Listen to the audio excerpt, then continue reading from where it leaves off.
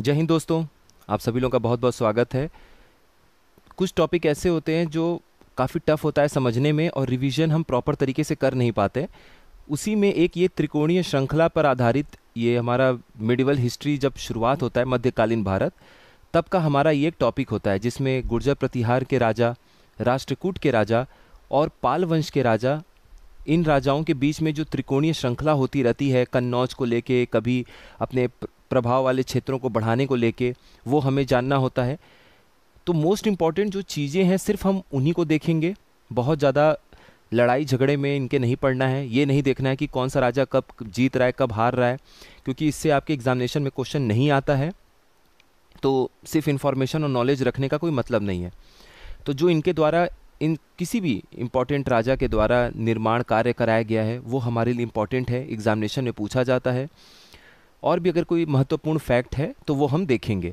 तो revision type का है, अच्छे से देखिए समझिए, और जहाँ पे बैकग्राउंड की ज़रूरत पड़ेगी वहाँ आप लोगों को बताते चलेंगे। तो सबसे पहले हम देखेंगे गुर्जर प्रतिहार वंश के राजाओं के बारे में।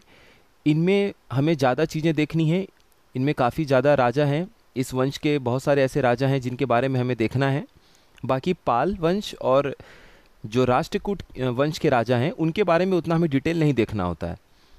तो गुर्जर प्रतिहार वंश, आप ध्यान दीजिए कि हम कौन से साल में चल रहे हैं।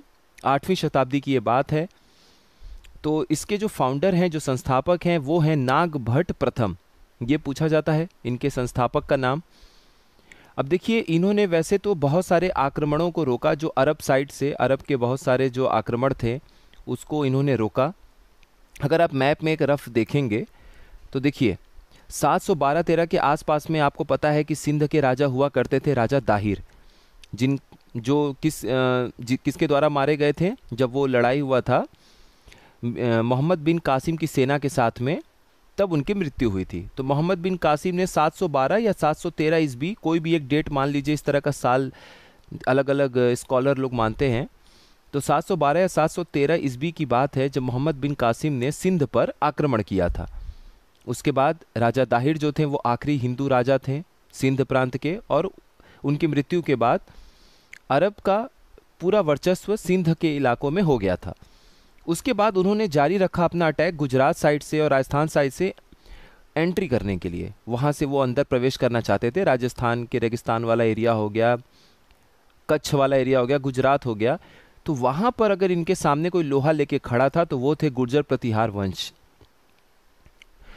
अब इसमें सबसे महत्वपूर्ण जो राजा हैं वो हैं आपके नागभट्ट प्रथम। तो उस समय कुछ खलीफ थे और उन्होंने भी एक कमांडर को भेजा था जिसमें एक तमीन और उनके साथ में थे जुनैद। तो इनकी सेना को मार गिराया था और जुनैद की भी मृत्यु हो गई थी लड़ाई में। किसके साथ में? नागभट्ट प्रथम के साथ में। लेकिन जब नागभट्ट प्रथम जो हैं नर्मदा नदी के नीचे कोशिश करते हैं आगे बढ़ने के लिए, तब इनको हार का सामना करना पड़ता है एक बहुत ही महत्वपूर्ण और ताकतवर राष्ट्रकूट राजा के सामने, जो राष्ट्रकूट राजवंश के फाउंडर यानी कि संस्थापक भी हैं और जिनका नाम है दंती दुर्ग। तो दंती दुर्ग जो हैं, ये सवाल आता है कि नागभट्ट प्रथम को कौन से राष्ट्रकूट राजा ने हराया था? तो वो थे दंती दुर्ग। अब दंती दुर्ग का भी समय देखिए क्या है, 733 से 756 ईस्वी के आसपास ये भी हैं। नागभट्ट प्रथम भी उसी समय है। तो यानी कि दो महत्वपूर्ण राजवंश की स्थापना, आपको दो बड़े साम्राज्य की स्थापना देखने को मिलती है भारत में। अगर आप ध्यान से देखेंगे तो एक तो आपको नर्मदा के नीचे ये दक्षिण के हिस्से में पूरा देखने को मिलेगा राष्ट्रकूट वंश, और ऊपर आपको उत्तरी भारत में अधिकतर हिस्सा देखने को मिलेगा गुर्जर प्रतिहार वंश का। उसके बाद आप इधर पूरब साइड में देखेंगे बिहार, बंगाल, कुछ हिस्सा उड़ीसा का, तो ये सब आपको क्या देखने को मिलेगा? पाल वंश के राजाओं का साम्राज्य देखने को मिलता है। गुर्जर प्रतिहार वंश के बात करें, इनका राजधानी कहाँ पर था? तो वो उज्जैन में इन्होंने स्थापित किया था, और ये है नागभट्ट प्रथम। आगे बढ़ते हैं। देखिए, नागभट्ट प्रथम के बाद इनकी खुद की कोई संतान गद्दी पर नहीं बैठी। इनके भाई के लड़के थे ककुका और देवराज, ये लोग गद्दी पर बैठे। ये इंपॉर्टेंट नहीं है। इंपॉर्टेंट ये कि देवराज के बाद जब गद्दी पर बैठे उनके बेटे वत्सराज बहुत इंपॉर्टेंट एक राजा हुआ करते थे। और इनका एक महत्वपूर्ण कंट्रीब्यूशन अगर आप देखेंगे, इन्होंने क्या किया, तो वत्सराज ने उत्तर प्रदेश के कन्नौज में, जो कन्नौज है अपना उत्तर प्रदेश में, इसको अपनी राजधानी बनाई।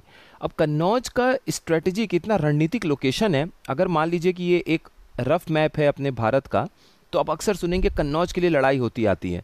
वो इसलिए आती है कि कन्नौज पे अगर आप हैं तो ये आप दिल्ली से बंगाल का जो रास्ता है वो कन्नौज से होते हुए गुजरता है, आप इस रूट को कंट्रोल कर सकते हैं। यहाँ से आप आराम से बिहार, मैदानी इलाकों से उत्तर प्रदेश के बिहार और बंगाल तक जाके अटैक कर सकते हैं, उसको ध्यान में रख सकते हैं। कन्नौज से आप इधर से उत्तर भारत से होते हुए आप इधर गुजरात आ सकते हैं, कन्नौज से होते हुए आप तुरंत उत्तर भारत में पहुंच सकते हैं। और जो पश्चिमी हिस्सा है भारत का वो हमेशा अटैक होता रहता था, तो दक्षिणी साइड से जाके उसको दबाना थोड़ा कठिन होता था। और मैदानी क्षेत्र से आप पंजाब होते हुए डायरेक्ट सियालकोट होते हुए आज का जो पाकिस्तान क्षेत्र है तब का पंजाब क्षेत्र है वहाँ पहुँच सकते थे। इसीलिए कन्नौज एक बहुत ही रणनीतिकार एरिया था, जिसको पाने के लिए राष्ट्रकूट, गुर्जर प्रतिहार और पाल तीनों ही लोग कोशिश करते थे कन्नौज पे अपना वर्चस्व जमाने के लिए। तो वत्सराज ने, ये क्वेश्चन आता है कि कौन से ऐसे गुर्जर प्रतिहार राजा थे जिन्होंने उत्तर प्रदेश के कन्नौज को अपनी राजधानी बनाई थी, तो उसका उत्तर क्या हो जाएगा? कन्नौज। चलिए अब आगे देखते हैं। और इनका शासनकाल क्या है? 8वीं सदी के अंतिम, आप देख रहे हैं 8वीं सदी का अंतिम वर्ष चल रहा है और वहाँ से 9वीं सदी की शुरुआत तक, यानी 775 से 805 ईस्वी के आसपास वत्सराज आपको देखने को मिलेंगे। उसके आगे वत्सराज की जो नीति थी, विस्तार नीति थी, उसकी वजह से वो पाल राजा जो धर्मपाल थे उनसे उनकी लड़ाई हो गई।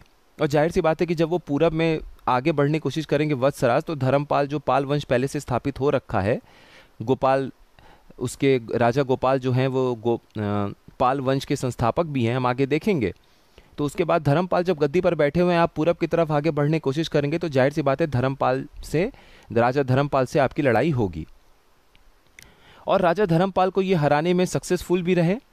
इस तरीके से बहुत बड़ा हिस्सा गुर्जर प्रतिहार का गुजरात, राजस्थान से होते हुए, मध्य प्रदेश से होते हुए लगभग पूरे उत्तर प्रदेश और बिहार के आसपास जाकर पहुंच गया। आगे अगर आप देखेंगे तो वत्सराज के बाद गद्दी पर बैठते हैं नागभट्ट द्वितीय।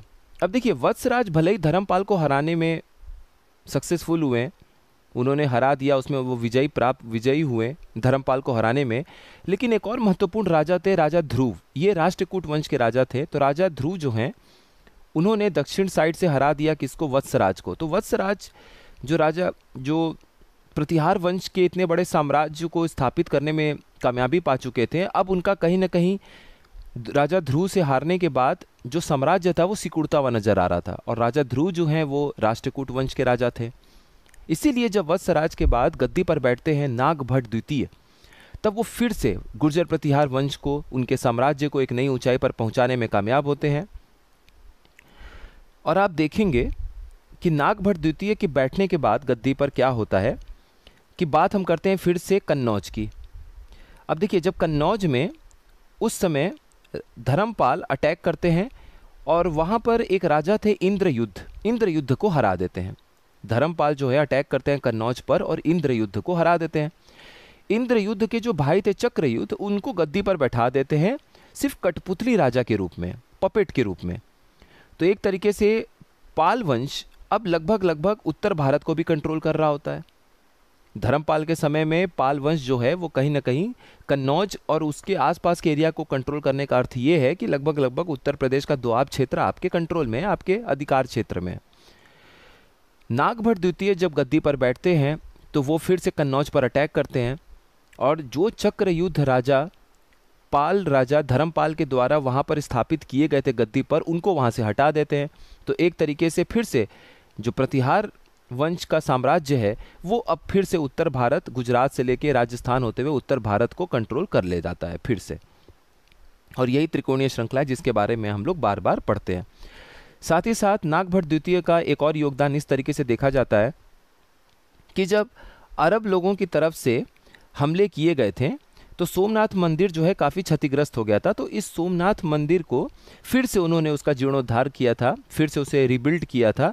तो ये सवाल भी कभी कभी पूछा जाता है कि कौन से ऐसे प्रतिहार राजा थे जिन्होंने सोमनाथ मंदिर का फिर से जीर्णोद्धार किया था, उसे पुनर्जीवित किया था। तो इसका उत्तर क्या हो जाएगा? नागभट्ट द्वितीय। अब नागभट्ट द्वितीय जो है जब इतने बड़े साम्राज्य को स्थापित कर पा रहे हैं, कन्नौज में जाके फिर से चक्रयुद्ध को हटा के, जिनको धर्मपाल ने स्थापित किया था, वहाँ पर अपना जो राज है उसको कायम कर पा रहे हैं, प्रतिहार वंश को फिर से एक नई ऊंचाई पे ले जा रहे हैं, तो वहाँ से आप ऐसे चीज़ों को जोड़िए कि उनके तो बगल में ही सोमनाथ मंदिर है गुजरात में, तो फिर वो राजा होंगे जो फिर से उसका जीर्णोद्धार करते हैं। इसके आगे हम देखेंगे, इसके बाद गद्दी पर एक और अति महत्वपूर्ण राजा बैठते हैं गुर्जर प्रतिहार वंश के, उनका नाम है मिहिर भोज। अब मिहिर भोज को देखिए, ये 9वीं सदी के राजा हैं। इनके आगे जो ब्रैकेट में इसबी लिखा हुआ है, बस ये एक आपको आइडिया देने के लिए है, इसको याद नहीं रखना है, बस एक आइडिया लगे कि अच्छा चलो 9वीं सदी के ये बड़े महान राजा हुआ करते थे मिहिर भोज। अब आपको ध्यान ये देना है कि कन्नौज को इन्होंने फिर से अपनी राजधानी बनाई और उसका नाम था महोदया। इसीलिए यूपी स्पेशल का जब कोई क्वेश्चन पूछा जाता है कि महोदया जो है जो महोदया है वो उत्तर प्रदेश के किस शहर का प्राचीन नाम हुआ करता था, तो वो कन्नौज का प्राचीन नाम था महोदया। उसके बाद एक वहीं पे कन्नौज में एक ताम्र पत्र शिलालेख मिला हुआ, यानी कि कॉपर प्लेट इंस्क्रिप्शन मिला हुआ है, जिसे हम बोलते हैं बराह कॉपर प्लेट इंस्क्रिप्शन। उस बराह ताम्रपत्र शिलालेख में ये बोला गया है कि महोदय में एक मिलिट्री कैंप हुआ करता था, सैन्य शिविर हमें देखने को मिलता है, जिसको हम स्कंदवार कहते हैं। तो स्कंदवार जो शब्द है, इस पे भी सवाल पूछा गया है कि स्कंदवार शब्द जो प्राचीन भारत में देखा गया है उसका अर्थ क्या निकल कर आता है, तो क्या निकल के आता है अर्थ? सैन्य शिविर यानी कि मिलिट्री कैंप। और हमें ये कहाँ से जानकारी मिलती है? बराह कॉपर प्लेट इंस्क्रिप्शन यानी कि बराह ताम्रपत्र शिलालेख, जो हमें राजा मिहिर भोज के समय का मिलता है। कहाँ से? कन्नौज से। उसके बाद एक और महत्वपूर्ण चीज़ आपको ये ध्यान रखना है कि राजा भोज जो थे वो भगवान विष्णु के बहुत बड़े उपासक थे, और इसीलिए उन्होंने एक उपाधि धारण की थी, एक टाइटल लिया था जिसका नाम था आदि वराह। तो ये भी सवाल पूछा जाता है कि कौन से ऐसे गुर्जर प्रतिहार वंश के राजा हुआ करते थे जो आदि वराह की उपाधि उन्होंने धारण की थी। तो कौन है वो? वो हैं राजा मिहिर भोज, 9वीं सदी के राजा हैं, और उन्होंने आदि वराह का टाइटल यानी आदि वराह का जो उपाधि है वो इसलिए धारण किया क्योंकि वो भगवान विष्णु के बहुत बड़े उपासक थे। इस बात को आपको ध्यान रखना है। इसके बाद राजा मिहिर भोज के बाद उनके पुत्र महेंद्रपाल प्रथम बैठते हैं गद्दी पर। इनके लिए आपको इम्पोर्टेंस जो है इनका, वो ये जानना है कि इनका जो दरबार था उसमें एक बहुत ही प्रसिद्ध और प्रख्यात संस्कृत कवि मौजूद थे जो थे राजशेखर, और राजशेखर जी के द्वारा 2 अति महत्वपूर्ण रचनाएं की गई संस्कृत और प्राकृत भाषा में, जो आपको ध्यान रखना एग्जामिनेशन में पूछा जाता है।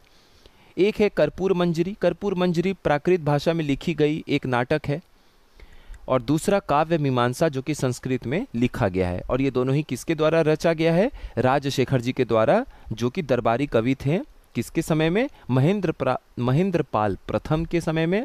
अब देखिए यहाँ पाल शब्द है, तो आप लोग ऐसे कंफ्यूज मत होइएगा कि पाल वंश के थे महेंद्रपाल, इसीलिए ये इंपॉर्टेंट है, ध्यान दीजिएगा। राजा मिहिर भोज के पुत्र थे राजा महेंद्रपाल, जिनके दरबार में एक बहुत प्रसिद्ध कवि हुआ करते थे राजशेखर। उन्होंने 2 रचनाएं की, एक का नाम है कर्पूर मंजरी जो कि प्राकृत भाषा में एक नाटक है, और दूसरा काव्य मीमांसा जो कि संस्कृत भाषा में लिखा गया है। ये दोनों आपको याद रखना है। आगे हम देखते हैं। तो अब हम जब इतना बात कर ही चुके हैं तो हम आखिरी राजा की तरफ बढ़ते हैं, और आखिरी राजा हैं हमारे राज्यपाल। अब देखिए क्या होता है, इतने बड़े शासन का कैसे लास्ट पीरियड कितना कठिन था, अंत समय कितना कठिन था। अब आप समय देखिए, राज्यपाल जब राजा थे, कन्नौज के शासक थे, तो उस समय ये देखिए 960 ईस्वी से 1018 ईस्वी तक हैं, यानी 1001 से 1028 यानी 1027 ईस्वी के बीच में 17 बार आक्रमण किया था महमूद गजनी ने। तो यानी कि अब ये गजनी के समय के राजा थे, यानी जब महमूद गजनी इंडिया पर अटैक कर रहे थे तब के ये राजा हैं राज्यपाल। कहाँ के राजा हैं? कन्नौज के। तो जब महमूद गजनी का भारत पर आक्रमण होता है तब उस समय कन्नौज के राजा कौन थे? राज्यपाल। अब जब ये महमूद गजनी से इनका सामना होता है तो लगभग जब एकदम क्रिटिकल, एकदम बिल्कुल सबसे महत्वपूर्ण समय होता है, जब हार जीत का फैसला हो सकता था, उस समय जब इनकी सेना एकदम कमज़ोर पड़ने लगती है तो राज्यपाल वहाँ से लड़ाई में भाग जाते हैं। और जैसे ही वो लड़ाई से हट जाते हैं तो उसके बाद महमूद गजनी जो है वो बाद में कन्नौज और उसके अगल बगल के किलों को लूटना शुरू कर देते हैं। तो महमूद गजनी अटैक कब किया था कन्नौज पे 1018 ईस्वी में। तो इसको याद रखिएगा, हो सकता है सवाल कभी पूछ दे क्योंकि यूपी से रिलेटेड है। ये बात विद्याधर चंडेल जी को बहुत बुरी लगती है। तो चंडेल वंश के एक राजा थे विद्याधर, उनको ये बहुत बुरा लगता है कि तुम वीर गति को प्राप्त हो सकते थे लेकिन रणभूमि नहीं छोड़ के भागना चाहिए था महमूद गजनी के सामने। और बाद में इनकी सेना जो है विद्याधर चंडेल की, वो चंदेल वंश के जो राजा हैं वो राज्यपाल का हत्या कर देते हैं। तो इसीलिए कभी कभी सवाल ये पूछा जाता है कि कौन से शासक थे जिनके समय में या जिनके द्वारा राज्यपाल की हत्या की गई थी। तो इसका आंसर क्या हो जाएगा? विद्याधर चंदेल। इसको ध्यान रखिएगा। और हाँ, आखिरी राजा ये नहीं है, आखिरी राजा राज्यपाल नहीं है, मैंने गलती से बोल दिया था आपको। आखिरी जो राजा थे वो यशपाल थे। इनके बाद फिर देखिए अब समय 1024 1036 सीई ईस्वी, यानी कि महमूद गजनी अटैक करके जा चुका है और अब आपके पास ज़्यादा कुछ पाने के लिए है नहीं। आपकी राजधानी लूटी जा चुकी है, आपके राजा मारे जा चुके हैं। तो ये आखिरी शासक जो थे वो यशपाल थे, गुर्जर प्रतिहार वंश के। ये बस आपको ध्यान रखना है यशपाल से जुड़ी हुई बात। अल मसूदी बगदाद के जो रहने वाले थे और ये 9वीं सदी में 10वीं सदी में गुजरात का इन्होंने दौरा किया था 915 से 916 ईस्वी में। तो कभी कभी आपसे जब ये पूछा जाता है कि कौन सा ट्रैवलर कब आया कब गया, तो उसमें आप ध्यान रखिएगा कि अल मसूदी जो यात्री थे वो बगदाद के रहने वाले थे और 10वीं सदी में वो गुजरात आए थे। तो उन्होंने प्रतिहार शासकों के बारे में काफ़ी कुछ लिखा। तो उन्होंने गुर्जर प्रतिहार वंश को, उनका जो साम्राज्य था उस साम्राज्य को अल जुज्र का नाम दिया था। अल जुज्र का नाम किसने दिया था? अल मसूदी ने। और किस वंश के राजपाट को उन्होंने साम्राज्य को ये नाम दिया था? तो वो है गुर्जर प्रतिहार। बस इतना याद रखना है आपको, आपका काम हो जाएगा। अब हम लोग बढ़ते हैं बंगाल के पाल लोगों के बारे में। देखिए, जिनको भी बीपीएससी देना है उनको बंगाल के पाल वंश के राजाओं के बारे में अच्छे से पता होना चाहिए, क्योंकि इन्होंने बहुत सारे युद्ध, बहुत सारे निर्माण बिहार और उसके आसपास के क्षेत्रों में किया है। तो आपको पता होना चाहिए। फिर भी इम्पोर्टेंट वाला जो पॉइंट है वो हम देख ही रहे हैं। तो जब संस्थापक की बात होगी तो पाल वंश के संस्थापक थे गोपाल। अब आपका ये जो बंगाल वाला क्षेत्र था, यहाँ भी बड़ी असमंजस की स्थिति थी, उहापोह की स्थिति थी। आसाम जो कि पहले कामरूप कहलाता था, वहाँ के राजा यहाँ अटैक करके जा चुके थे। गुर्जर प्रतिहार वंश के और बाकी जो राजा थे वो यहाँ पर आए दिन अटैक करते थे। यहाँ तक कि एक बार चाइनीज़ आर्मी भी घुस के अटैक करके उस समय जा चुकी थी।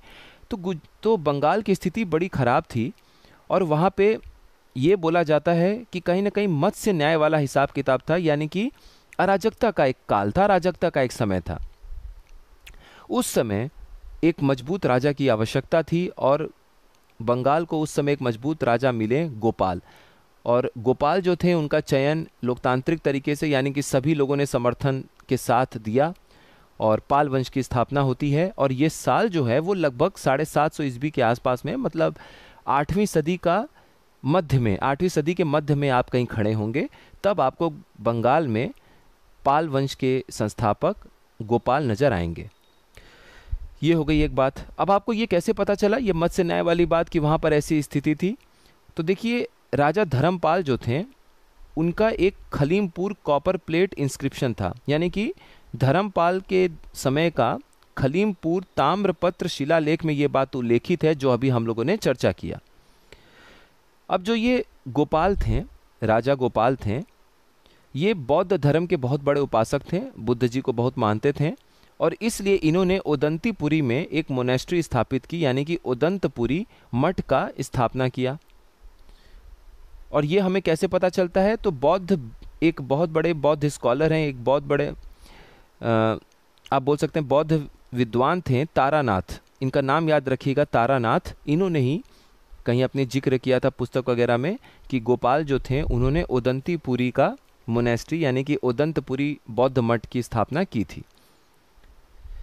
आगे हम देखते हैं धर्मपाल बैठते हैं 8वीं सदी के अंतिम से 9वीं सदी की शुरुआत में। अब धर्मपाल जी का आपको याद होगा कि इन्होंने अटैक किया था कन्नौज में, और कन्नौज में जब ये अटैक किया था तो इन्होंने कन्नौज में एक दरबार लगाई थी।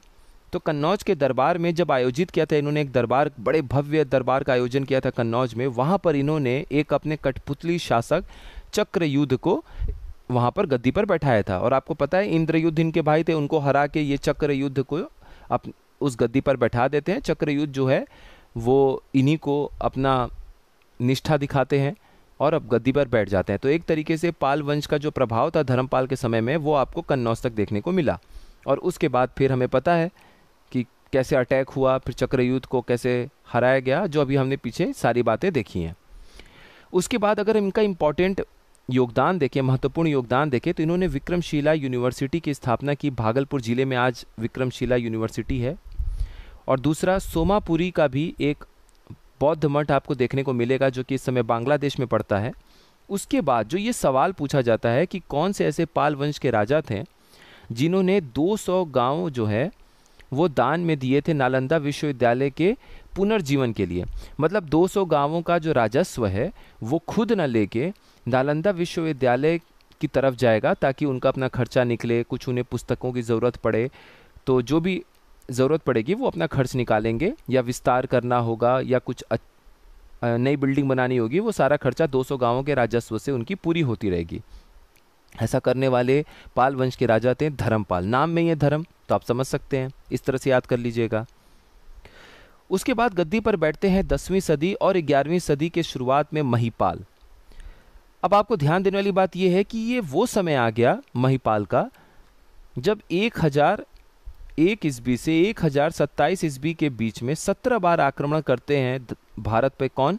महमूद गजनी, भारत के पश्चिमी छोर से। और भारत के दक्षिणी छोर में एक अति महत्वपूर्ण और ताकतवर राजा का उदय होता है 1014 ईस्वी से 1044 ईस्वी तक जिनका राज था, और वो थे राजेंद्र चोल। तो यानी कि उनके समय में भी महिपाल उस समय बंगाल के राजा थे। तो जब उत्तर के अभियान पर राजेंद्र चोल आगे बढ़ते हैं तो फिर वो महिपाल से उनका सामना होता है और महिपाल को हरा देते हैं। तो वही कहा जाता है कभी कभी, जैसे मान लीजिए ये रफ मैप है एक भारत का, तो कहा जाता है कि जब 1001 से 1027 ईस्वी तक भारत का दक्षिण पश्चिम एरिया में महमूद गजनी का अटैक होता था, तो उस समय राजेंद्र चोल का ज़्यादा फोकस दक्षिणी हिस्से और उत्तर और दक्षिण पूरब के एशिया वाले भाग में था। इंडोनेशिया, मलेशिया, श्रीलंका, इन सब जगह पे उनका फोकस था। अगर वो कहीं उत्तर भारत में अपना साम्राज्य बढ़ाने की कोशिश करते हैं तो महमूद गजनी और राजेंद्र चोल का आपस में सामना हो सकता था। खैर वो तो इतिहास की बात है। तो महिपाल वन किसके द्वारा हारे थे, ये सवाल आता है कि पाल वंश के राजा कौन थे जो राजेंद्र चोल के द्वारा हार गए थे। और ये 1019 ईस्वी के आसपास की बात है जब राजेंद्र चोल ने हराया था महिपाल को। तो ये है महिपाल प्रथम। और एक चीज़ और आपको बस इतना यहाँ पे ध्यान रखना है कि आखिरी जो पाल वंश के राजा थे वो थे गोविंद पाल। चलिए अब आगे देखते हैं राष्ट्रकूट वंश पे। तो राष्ट्रकूट डायनेस्टी की अगर हम लोग बात करें तो इसके फाउंडर यानी कि संस्थापक कौन है? दंती दुर्ग। और दंती दुर्ग जो है वो आपको पता ही, हमने पीछे देख लिया था कि नागभट्ट प्रथम यानी जो कि गुर्जर प्रतिहार वंश के संस्थापक थे, उनको इन्होंने हरा दिया था। उसके बाद आपको समझने वाली बात यह है कि जो आखिरी चालुक्य वंश के राजा थे, राजा कीर्तिवर्मन द्वितीय, उन्हीं के ये फ्यूडिटरी हुआ करते थे, मतलब सामंत हुआ करते थे। यानी वो राजा थे और उनके अंडर में भी एक छोटा सा लोकल राजा जो चीज़ों को संभाल रहा है, देख रहा है, वो थे दंती दुर्ग। ये इंपॉर्टेंट है जानने के लिए। तो जब ये राजा बन गए 733 ईस्वी के आसपास, जब इन्होंने राष्ट्रकूट वंश की स्थापना की, तो जाहिर सी बात है कि फिर चालुक्य वंश का कोई वहाँ पर अब स्कोप नहीं था आगे बढ़ने का, उनके पास ज़्यादा मौके थे नहीं। तो इसीलिए चालुक्य वंश के आखिरी राजा कौन है? कीर्तिवर्मन द्वितीय। और इनके सामंत जो बाद में बहुत बड़े महत्वपूर्ण राजा बने, उन्होंने राष्ट्रकूट वंश का स्थापना किया, वो थे दंती दुर्ग। और ये कब हुआ? 8वीं सदी के शुरुआती समय में, मतलब 733 ईस्वी के आसपास। उसके बाद गद्दी पर बैठते हैं आगे जाके कृष्ण प्रथम, 756 से 774 यानी 8वीं सदी के ये राजा हैं। इनका सबसे बड़ा योगदान आपको ये याद रखना है कि जो पत्थरों को काट के कैलाश मंदिर बनाया गया है, भगवान शिव को डेडिकेटेड, भगवान शिव को समर्पित ये कैलाशनाथ मंदिर है, ये इन्हीं के शासनकाल में बनाया गया था। ये बहुत इंपॉर्टेंट पॉइंट है, इसको ध्यान रखिएगा। कृष्ण प्रथम उस समय राजा थे राष्ट्रकूट वंश के। अमोघ वर्ष प्रथम, सबसे ताकतवर और सबसे महत्वपूर्ण अगर कोई राजा राष्ट्रकूट वंश के हैं तो वो है अमोघ वर्ष प्रथम। अमोघ वर्ष प्रथम का अगर आप साल देखेंगे तो ये लगभग 9वीं ईस्वी के आसपास के ये राजा थे। और इनका समय देखिए 64 वर्षों तक इन्होंने राज किया। 814 से 878 सी के आसपास, ईस्वी के आसपास इन्होंने नई राजधानी शहर की स्थापना की जो था मान्यखेट। जिसे हम आज कर्नाटका में एक शहर है मालखेड़, वहाँ समझते हैं। ये खुद भी अपने आप में बहुत बड़े विद्वान व्यक्ति थे, इन्होंने कई सारी रचनाएं की। उसमें एक सबसे फेमस है कवि राजमार्ग, जो कि कन्नड़ में ज्ञात सबसे पहला काव्य शास्त्र आपको नजर आता है। दूसरा, इन्होंने प्रश्नोत्तर रत्नमालिका संस्कृत में लिखी। प्रश्नोत्तर रत्नमालिका किसने लिखी है, ये सवाल आता है। अमोघवर्ष प्रथम ने लिखी है। इनके धार्मिक झुकाव, जो इनका रिलीजियस इंक्लिनेशन था, और शांत प्रिय स्वभाव यानी पीस लविंग नेचर की वजह से इन्हें दक्षिण का अशोक की उपाधि भी दी जाती है। तो कौन से ऐसे राष्ट्रकूट के राजा हैं जो कि दक्षिण के अशोक के नाम से भी जाने जाते हैं? वो हैं अमोघवर्ष प्रथम। और राष्ट्रकूट वंश के जो आखिरी राजा हुआ करते थे वो थे इंद्र चतुर्थ, ठीक है, यानी कि इंद्र 4 लास्ट रूलर हैं राष्ट्रकूट वंश के। और लगभग 9वीं सदी 10वीं सदी तक जाते जाते इनका जो कैपिटल था, इनका जो राजधानी थी मालखेड़, उसको जला दिया गया और उसके बाद से राष्ट्रकूट वंश खत्म हो गया। तो इस तरीके से अपना रिवीजन पूरा होता है। क्वेश्चंस अभी और भी राजाओं पे पूछे जाते हैं, वो हम लोग जब क्वेश्चन आंसर डिस्कस करेंगे तो आपको समझ में आएगा कि सवाल और कहाँ कहाँ से पूछा जाता है, और कुछ नॉलेज आपको वहाँ से भी एक्सप्लेनेशन और सॉल्यूशन से मिल जाएगा। तो फिर अब मिलते हैं नेक्स्ट इन्फॉर्मेटिव वीडियो में। आप लोग अपनी पढ़ाई अच्छे से जारी रखिए। इकोनॉमिक सर्वे के लिए कुछ लोगों ने बोला हुआ है, इकोनॉमिक सर्वे पे भी आप लोगों को वीडियो जरूर मिलेगा। बजट का हम लोगों ने पहले ही वीडियो देख लिया है। टॉप एमसीक्यूज़ वाला जो प्लेलिस्ट है उसमें टॉप 25 एमसीक्यूज़ के माध्यम से हम लोगों ने बजट आज से 1 सवा महीने पहले ही देखा था। आप लोग फिर भी बजट जियो स्टडी एक्सटेंडेड करके यूट्यूब पे अगर आप सर्च करेंगे तो आपको वो वीडियो मिल जाएगा, उसको अच्छे से देख लीजिएगा। पीडीएफ मैंने बहुत पहले शेयर कर दिया है, फिर से दोबारा शेयर कर देंगे आप लोगों के लिए। इकोनॉमिक सर्वे का वीडियो कुछ दिन में मिल जाएगा। करंट अफेयर्स पहले हम कंप्लीट करते हैं, नेक्स्ट वीडियो आपको मार्च के करंट अफेयर्स पे मिलेगा। जितना हो जाएगा 1 या 2 वीडियो में मैक्सिमम उसे हम लोग कंप्लीट कर लेंगे। उसके बाद फरवरी और जनवरी को जल्दी जल्दी कवर करने की कोशिश करेंगे। एक बार जब सारे मंथली वाइज करंट अफेयर हमारे नवंबर तक कंप्लीट हो जाएंगे, फिर हम लोग थीम वाइज देखना शुरू करेंगे। जैसे इंडेक्स का हम लोगों ने पूरा देखा था अक्टूबर 2023 से जून 2024 तक का, उसी तरीके से हम लोग और बाकी जो भी इम्पोर्टेंट स्पोर्ट्स अवार्ड पर्सनैलिटी कुछ भी होगा वो सारी चीज़ें हम लोग देखेंगे। तो बस आप लोग अपनी पढ़ाई जारी रखिए। मिलते हैं नेक्स्ट इन्फॉर्मेटिव वीडियो में। आप सभी लोगों का बहुत बहुत धन्यवाद।